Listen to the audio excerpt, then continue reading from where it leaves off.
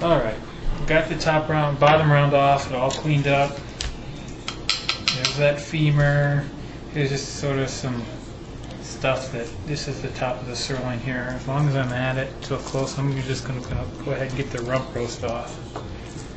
And the rump roast, how big that is going to be a function of how cleanly you remove this leg. If you got the leg off nicely off of the animal carcass, you'll have a nice sized rump roast. And I have a pretty good one. The sirloin, I like to, as long as the sirloin's still on here, retract this a little bit. That's not sharp anymore. And get this fashion up, this big piece off here.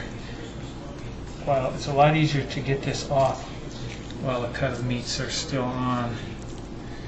Usually I don't take off the rump roast first. I take it off last and then the sirloin first, but I wanted to be able to so you could see this easier.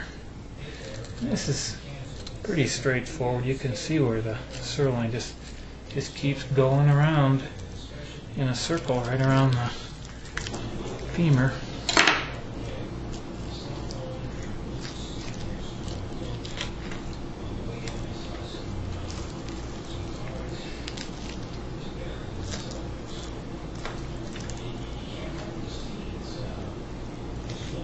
So we'll clean all this up later too. Grind that. Alright. Sirloin, you just cut it right off of the femur. Get the ends started. Right.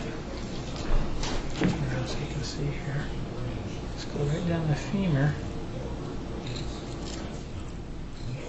That. See how nicely that comes off?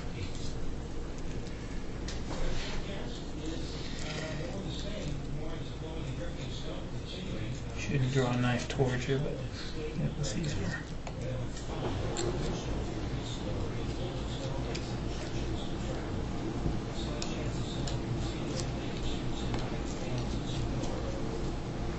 See how nicely that separates? And off it comes. That's the shank right there. That's all. Okay, there's a sirloin. I zoomed up a little bit. We have a tip there that's going to be pretty tough and a tip there. So the first thing we do is just, get nice and laid out flat and level. And really eyeball it well. I'm going to just cut the tip here off. And that is going to be ground. It's nice, it's good, it's really nice meat. And I might as well get the other end. We don't have to cut the ends off, but see, I want to get it parallel to this side. But it just makes for nicer looking steaks, better shape. So, how thick do we want the steaks? I like to go about 1 inch. So it'd be like maybe 1.25 inches, like say there,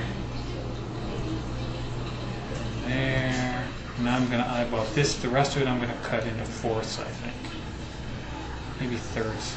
Big thick steaks. I'm going to make them big thick. Well, see, 1, 2, 3, 4. That'd be 5 steaks on this side. I'd rather make them too big than too thin. That's just my feeling. So, like that. We're gonna make 5 steaks.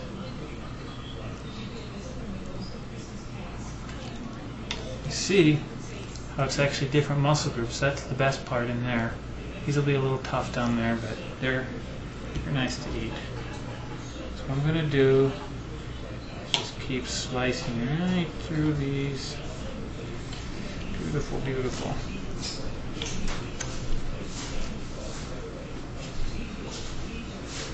Kind of have to rearrange the meat a little bit so that it stays so you can get nice, uniformly thick pieces of steak because you want it to cook uniformly. Let's do this halfway uniformly. We'll take a big and a small, a big and a small. So that's the biggest and that's the smallest. That's the next and that's that, and then I'll combine that with the one from the other side.